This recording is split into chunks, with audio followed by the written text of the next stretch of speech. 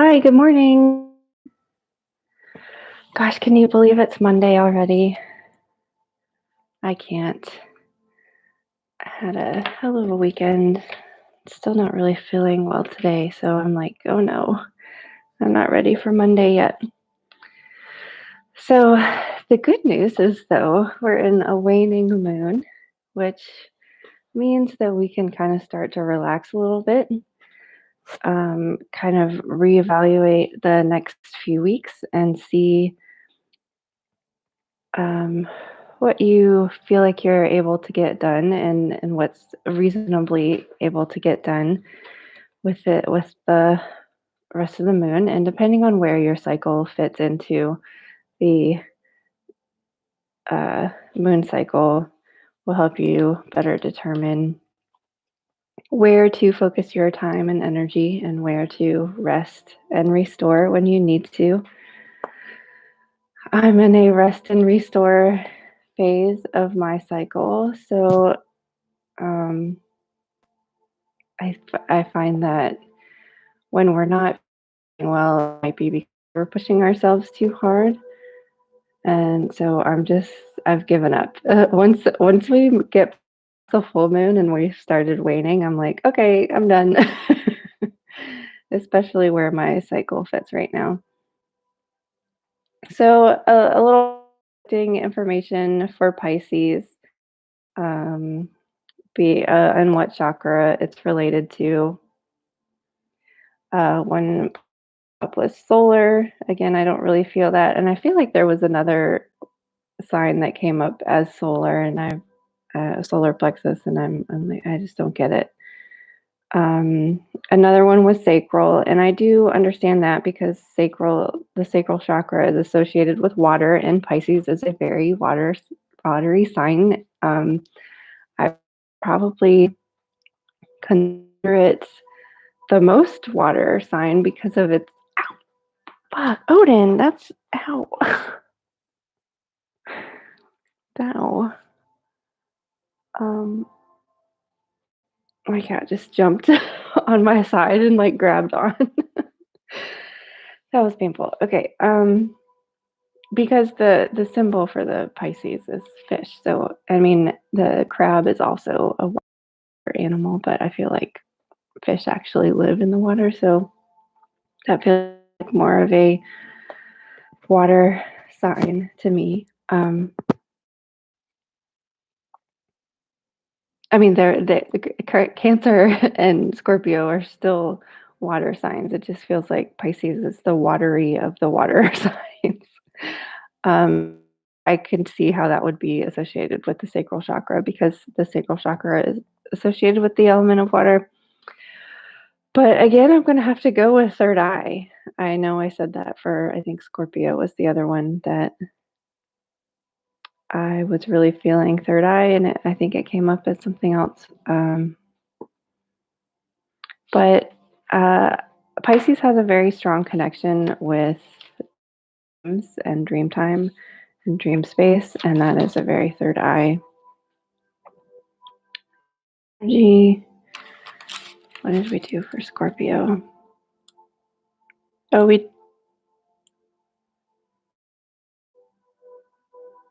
I wrote both of them down. I wrote sacral and third eye for Scorpio. I'm not sure which one we actually did because my brain's not working. It's even worse than usual. Um, so I'm going to go with third eye. And if you have your mala, we'll do a quick mantra. And I left my cards on the floor here. And we'll pick a third eye card for the day. If you are in the planner Facebook group, I did post that I'll be picking cards today. So this week we're starting off in Pisces, but we move into, oh gosh, Aries. So hopefully we should pick up a little bit or energy wise, and then we end the week in Taurus. Nice balanced week. Yeah, let's do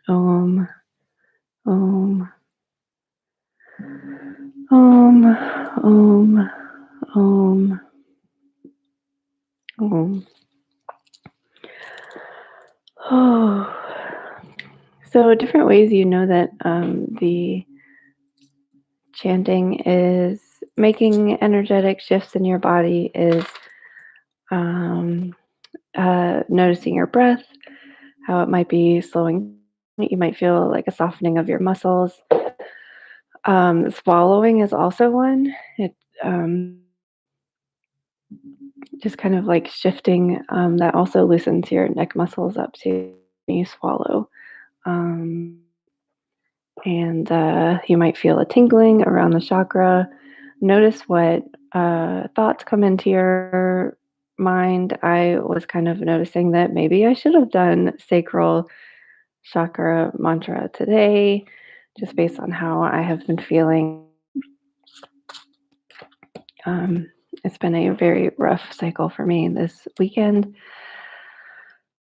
So I'm just trying to breathe through it. And let's dive into Pisces season. So,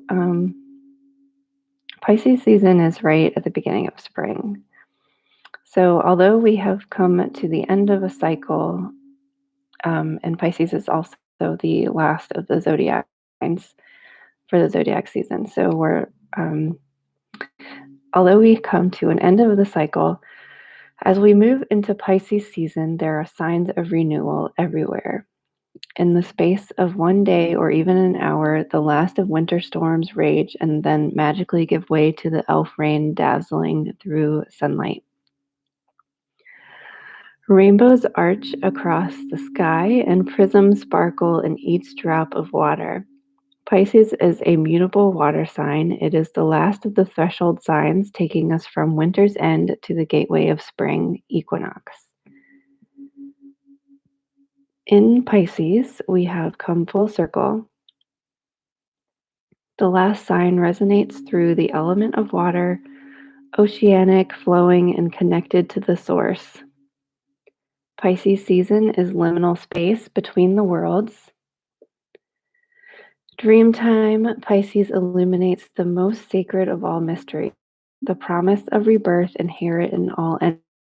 So the Pisces symbol, if you remember, it is also the it's two fish heads. So like their head, well, their head, their head to tail, kind of symbolic of the infinity symbol or the Ouroboros. Um,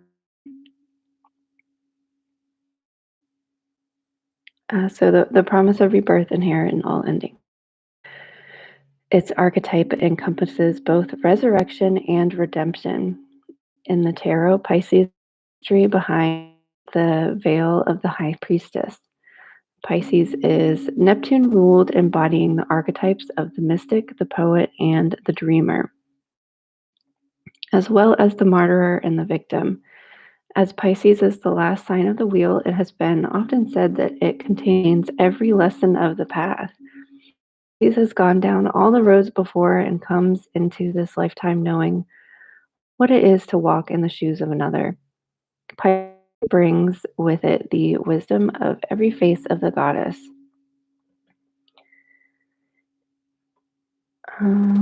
She's going into talking about another piece of work.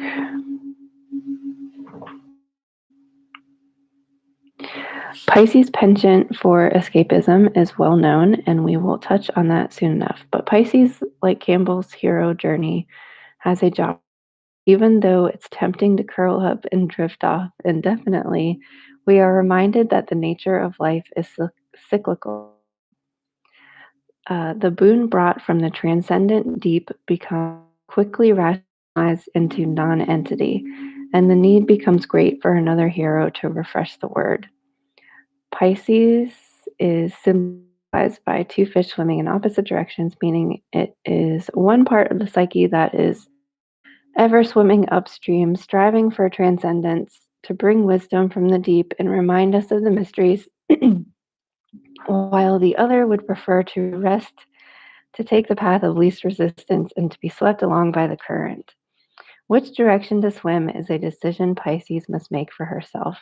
So Pisces sun signs are they kind of get a bad rap for being overly emotional, and I like that she points out that it's the end of the cycle. Again, with the tarot deck, it is a journey. I've never really thought about how. I mean, it makes sense because Pisces are so sensitive; they understand what everybody else is going through. But I had never thought about it how understanding each of the zodiac signs because it's at the end of the journey. So I love that. Um, so they tend to be they get a bad rap for being overly emotional, but they're just expressing what they are feeling from everything else in the world around them. So if there are any Pisces here, to be kind to yourself. We are so grateful for um, we're grateful for that energy. You're able to bring things back from dream time and from behind the veil and uh, give it back to us. Um, and they tend to be usually creative, visual artists, but I would say artists on level. So check to see where Pisces falls in your chart and how that might be affecting you today. My Pisces is rising, so your rising sign is technically the first house. Um, and the first house of the zodiac is always the house of self. So you probably feel more like your rising sign. So definitely, if you ever go to look at horoscopes, always look at your sign and your sun sign. Include your moon sign as well. Um, oh, the stones for Pisces. I picked rainbow moonstone. This rainbow moonstone that I have has a lot of black tourmaline in it. So the gray part is the moonstone, and then the black part is the tourmaline. I find that I work well with this because of the black tourmaline. It helps me to stay grounded a little bit because it's really easy to kind of just fall stream and go with the current instead of continuing to swim upstream and continuing to like go against the current and keep moving. It's easier to just kind of fall back and drift into dreamland, right? So black tourmaline there helps you to stay grounded. I think I listed that as a enhancements. I just listed moonstone in general for Pisces and aquamarine because it's associated with all the watery energy that Pisces has. Another that is not listed in the planner that I love working with for dreams is sodalite. I think this is sunstone sodalite. It has kind of like these other colors in it too. But this is great. Like it's under my bed. It's great for dream energy. Fluorite. I fluorite as I think I listed rainbow fluorite. I think these are like green and purple. They're like very, very light, green and blue. I don't know. So fluorite grows like this in this octahedron shape. They kind of grow together like that. And while I feel like it's a very dreamy stone as well, it also helps direct you onto path. So it helps you kind of like bring your dreams into reality versus just in dreamland. So that's like a balancing stone. It helps you like what direction and path you want to take on your life, but it's still into that behind the veil energy and bring things into reality. So the colors today, of course, are like blues, any like watery kind of blue. Because we are waning, um, but it's waning gibbous. So the light is when it's gibbous, the light is more than half lit. The only difference between waning gibbous and waxing gibbous is that um, it depends on which side is. If the right side is light, it's waxing. If the left side is light, it's waning. So right now, if you looked up in the sky and held out hand, the C shape, like a forward facing C for you. I don't know what perspective you have right now, but the C side should be lit dark. You'll see just like a little tiny sliver of dark on the side, or you won't see it. I guess is more likely. Um, but we've still got a lot of energy. So using this next week as depending on where your cycle is, like I'm in the dark phase of my cycle. So how that works for me, and just for an example, if you menstruate on the full moon, um, for me, how it works, I use that as dark moon energy. I try to just focus all of my energy within and just shut me down. I had 2 migraines this weekend, and so I was just in bed for most of the time, if not with a headache. With so I've had a really rough, but within the next few days, I'll start to feel more energetic again. So I get this little burst of energy kind of around the last quarter, maybe a little bit before. So that's when I try to wrap everything up that I need to wrap up for this month. And then, because then I will quickly fall into the waning crescent phase and my energy will dip again. So when you're bleeding at different times of the moon cycle, it's kind of have 2 moon cycles if you are focusing on the energy of the moon as well, which I don't know, sometimes you could see it as good, but if you have like a lot of stuff that you need to do, that's something that you might struggle with. And I've struggled with that for years, having a very fluctuating cycle. So I just I let myself relax. I don't, because I struggle and I fight it and I resist it. Things go wrong and it creates problems and it creates friction and tension in my life, in my work life, and it's not worth it. Having to pick up the pieces and clean up the mess is more energy wasted and more energy that I have to be spending on things like that than if I had just taken the time to rest for a few days. And then have I know now that I've been following the moon cycle in my cycle for so long, that if I let myself rest for a few days, that next week I'm going to have like this big burst of energy. I'm going to be ready to go, and that's when I'm going to get everything done that I need to get done. But that's just, I mean, learn what the cycle means for you. And if anybody is here and would like a card, third eye chakra to focus on to the Pisces energy, I will know in the chat and I will pick one for you. But right now, I'm going to pick a card for whoever's watching now and whoever will watch later for this Pisces moon day. It says soul path intuition. Your path is unfolding in good and perfect time. You're right where you are meant to be. No one is in your life by accident, and nothing has transpired without careful consideration and curation by spirit. Now is the time for you to trust this path and open yourself to deeper awareness on your purpose for incarnating in this lifetime.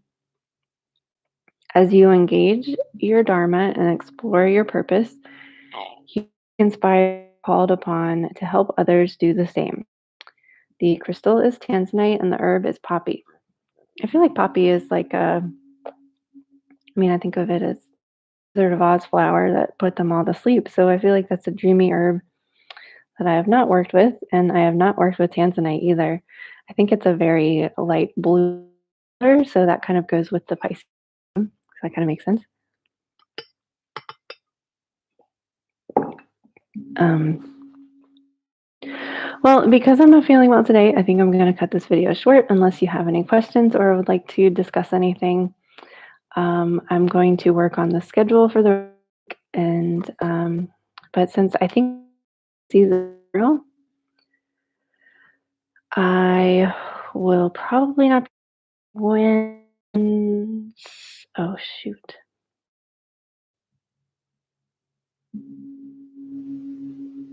Um, Aries. Oh, I think I have morning appointments that day. Well, I'll be working on the schedule. Oh no, that is Thursday. Okay, so I can Wednesday for Aries, and then Taurus is Friday.